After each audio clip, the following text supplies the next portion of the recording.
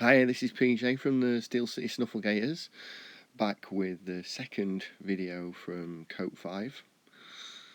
This is game 2.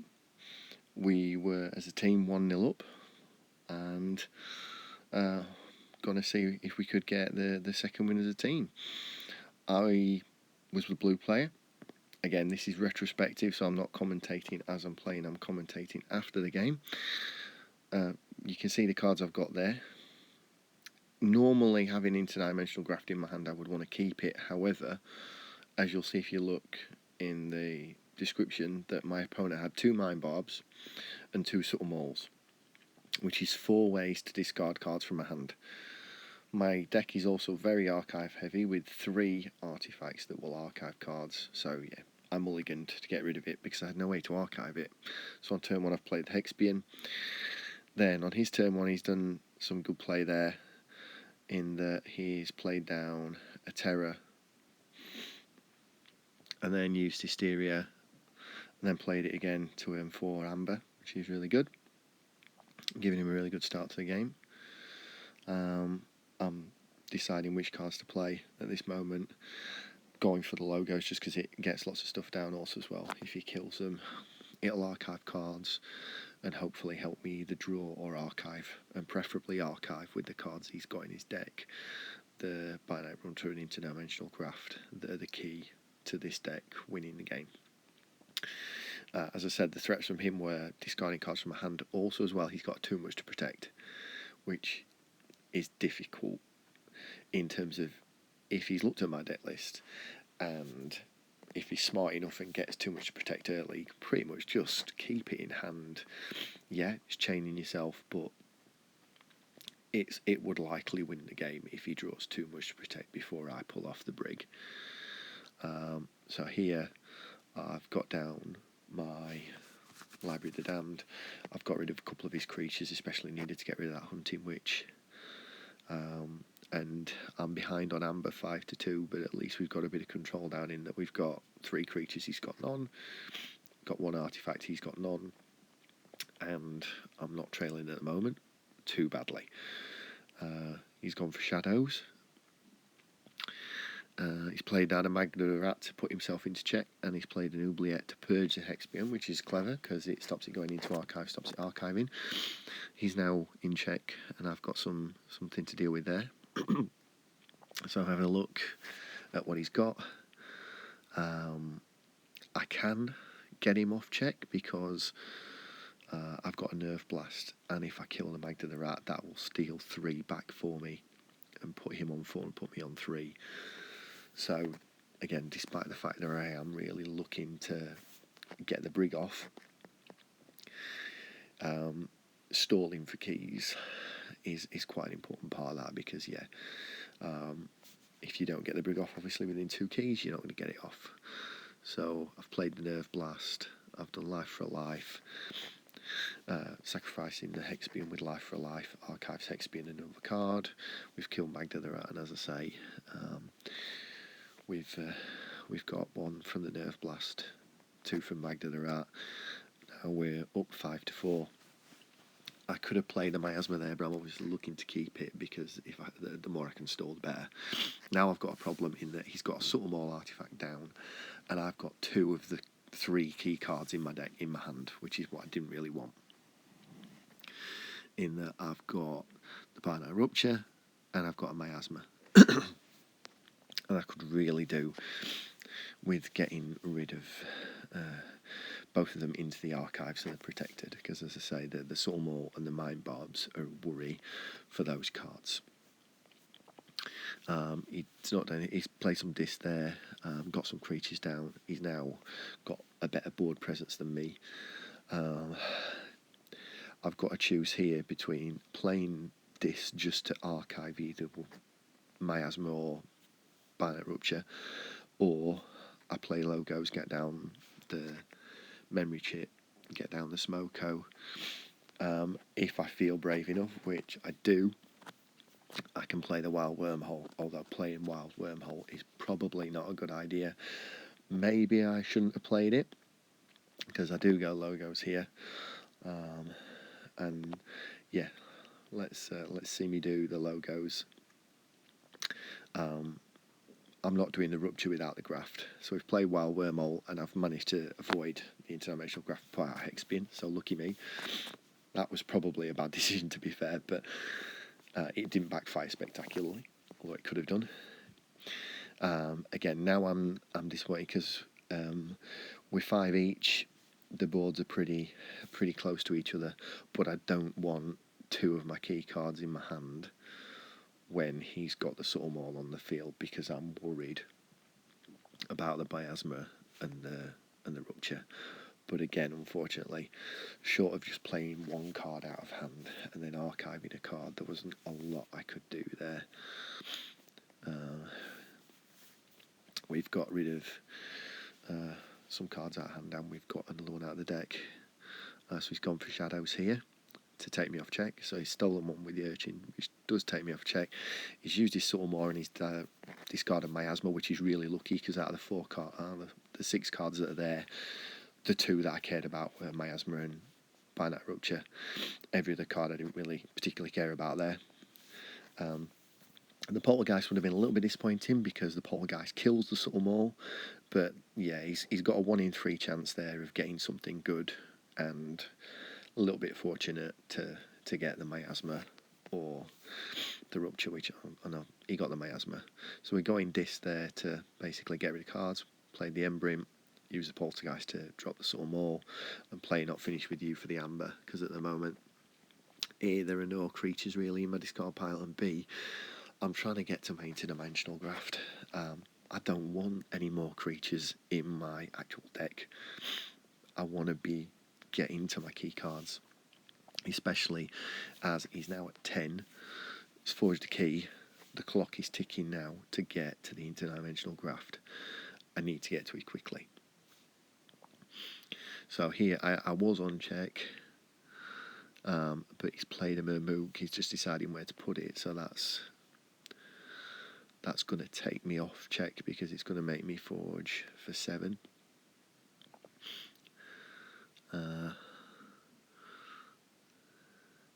He's done a misclick there. I think we see what it was in a second, the misclick that he's done. And there we go, he's played Hunting Witch as well. So he meant to do the Hunting Witch first. That's costing one amber.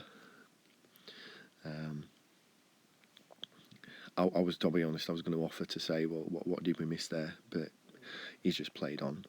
I mean, again, to be fair, we're playing a competitive game, so hats off to him for that, and not asking for a pass, as it were, on the mistake. So there we go. So I've picked logos. The reason why I've picked logos this time is because with a Hunting Witch and such a big board, and I've got a standardised testing, I've got every opportunity to get rid of it here. So we're fighting to get rid of the Urchin, so that all the 2s are the lowest, and then play the... I can't get rid of the Murmook, unfortunately, so that's going to survive. But by playing the standardised testing, I'm going to put 2 Hexpians and 4 cards from my deck into my archives. And there we go. Now we've got the Rupture and the Graft in my archives. He's not forced a second key. I'm at 7 and in check again, so game on now. My combo is going to trigger. He's going for Shadows, most likely to work on... There we go. So Miasma, stop me forging, play Lights Out for Amber. So he stopped me forging then again. Every single time I've been in check so far, he's managed to find a way to stop me forging. Every single time. So with him being on 8, it's combo time. So pull my archive, play the Rupture, send him to 16, send me to 14, and then he's going to forge at 6, and I'm going to get 10 of that from him, and then his clock's going to be ticking. Then it's going to be whether or not he can get his final key before I can forge 3 keys, or before he gets too much to protect and takes all the amber off me. He may already have it, to be fair. Obviously, I know whether he has or hasn't, but the too much to protect. Unfortunately, short of just not doing what this deck wants to do, trying to play it a completely different way, you just have to play it and hope that he hasn't got it. You know, I mean, it could be the bottom card of the deck, it could be the top card of the deck. Look at the draw. Obviously, he was a little bit fortunate with the miasma on the subtle maul, but equally, as I say, the too much to protect. It could have been card 1, it could have been card 36. We'll see when and where that comes up. So I forged the key there finally, deciding what to play through here. I mean, realistically, short of him drawing the too much to protect, I've got enough amber now to win the game. It's just really, can I stop him getting to that 3rd key? So yeah, having a look through what I've got,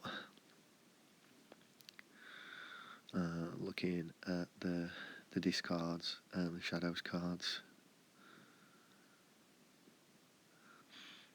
Realistically, there's not a lot in it. If I go for the disc, I can maybe archive, but I've gone for the shadows again because we've got a lot of creatures there, and they're all from the same house. So if he goes untamed, he's got 3 amber there if I don't deal with it, which would get him to 5. And if he's got 1 amber pip in his hand, that would probably win him the game, because as well, with my miasma having gone, that's difficult. So yeah, we're playing our things down. It's getting some creatures in play. Play the oubliette to purge the Murmoot. Although it's done its job, it stopped me forging on 1 turn, which again, I'd now be on 2 keys looking at winning the game if it wasn't for that. So it's probably done the job. This could be a mistake. Maybe shouldn't have played the rig lottery. I mean, I'm playing it to try and get rid of the too much to protect, which I've managed to do. Too much to protect has gone there. The problem is the too much to protect. I think it may have been his only steel card left at this stage. So I may have been better not using that card, because now he's in check on 6, and if he reaps with the Snufflegator, he's on 7. And if you look at my cards, I haven't got my miasma. I haven't got any way to stop him. So when it comes back to me, I'm going to forge my 2nd key. But unfortunately, I haven't got enough amber control left to take 2 off him. So yeah, in some ways I was lucky, because like I said, if he draws the too much to protecting card in his first hand, I reckon he can just keep it all game. And the moment I trigger the interdimensional graft, he'll take all the amber back from me and win that way. But equally, if he doesn't subtle maul away that miasma, I don't spend it. I use it now, and I win the game. So yeah, it just shows how much, you know, of a sort of card draw game this can be, because automatically my deck was 58, his was 70, something like that. It was going to be a tough ask for me to win this game, and as I say, if he draws too much to protect in his opening hand, I'm not going to win.